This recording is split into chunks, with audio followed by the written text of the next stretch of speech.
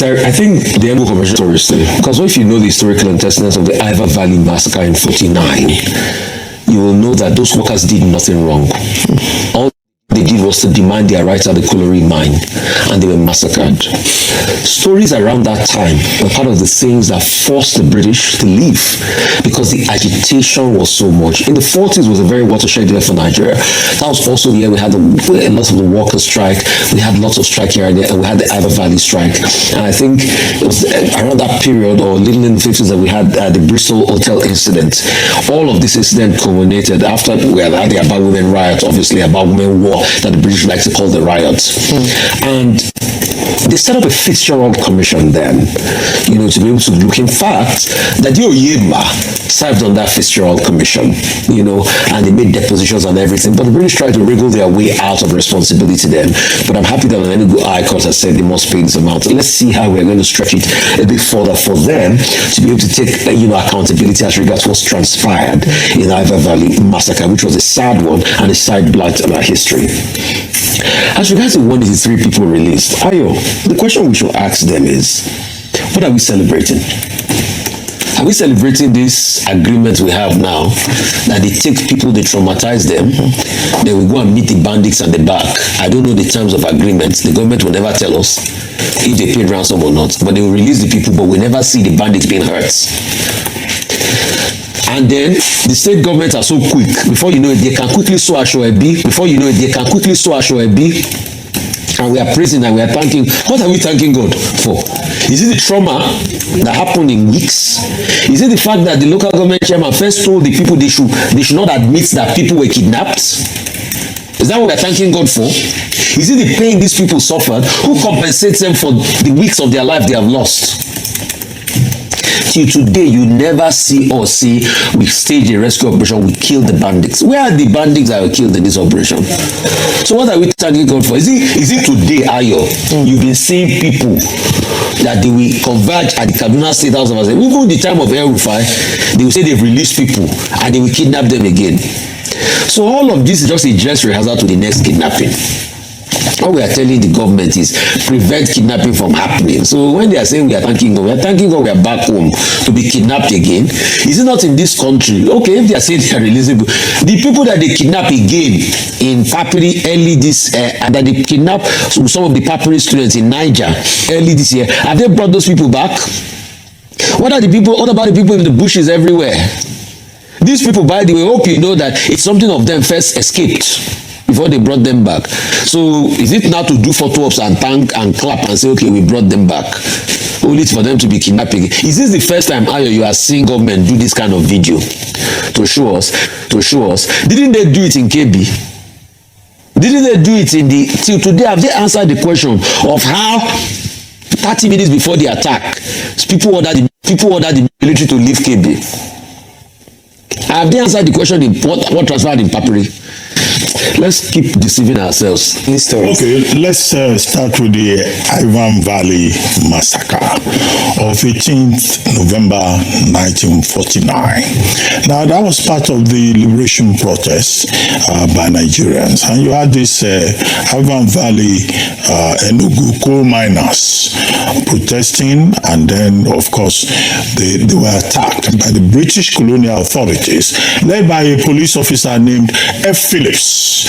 At the end of the exercise, 21 coal miners were killed, 29 were injured, and that has been a watershed moment in the struggle against colonialism in Nigeria. And it is said that the blood of the deceased in that massacre, at the Enugu Colliery massacre, that is, never dried up. And now we have many years after. Justice Anthony Onovo saying that the British authorities should pay a fine of, I think, 420 million pounds, and that also the British authorities should issue an apology to the families of the persons that were killed.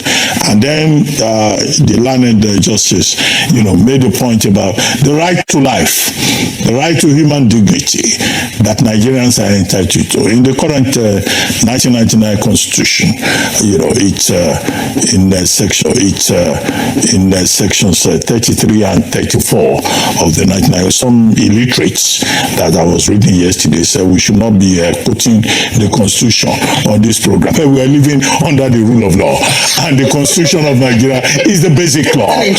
Those who are uncomfortable with it, they speak out of complete illiteracy and ignorance, because it is important that we continue to remind Nigerians that we live under the rule of law, not the rule of ignoramuses who can say what they like. However, I think it's an important development, but the thing now is, how do we enforce the ruling of the court? How would the British jurisdiction just say, oh, okay, we'll pay? A court in Nigeria has decided. That is the link there briefly. Governor Uba Sani of Kaduna State had promised before now that persons who are abducted under his watch in the month of January, I think there were attacks twice. One was in Kajuru, local government area. The other one was in a church where persons were also abducted. Some were released or they escaped, and now the people have been found. Okay, at that level, the governor made a promise. He has kept his promise. But Nigerians also have a right to know what transpired. Was ransom paid? What we hear all the time, whether in Katsina or Kaduna or anywhere else, Niger particularly, is that people have been rescued. Okay, people will jubilate and all that, but where are the criminals? Was ransom paid? Where is the local economy that is fueling this?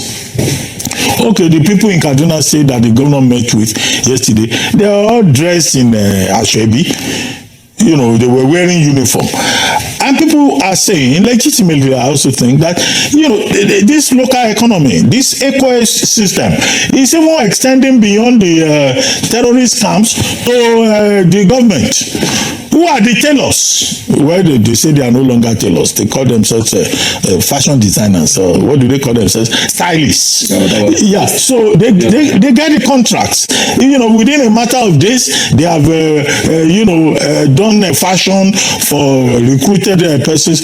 We would like to see a little more, in terms of, okay, how do you rehabilitate these people psychologically? How do you help them? The other day, yesterday, we were discussing one fellow, BB, I think that's his name, saying that Nigerians steal money that concerned international organizations bring to government officials in Benue, for example, and that the money is stolen.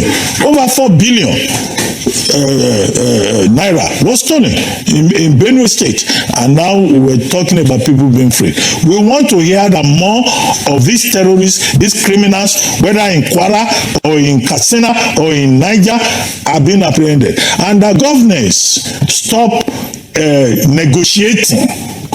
After all, the defense minister, General Musa, said the state government should stop negotiating with criminals, and those who do so are also liable. We would like to see him make an example of some people, even if governors have immunity. There must be other persons, go between persons. We should be sanctioned for encouraging terrorists and criminals.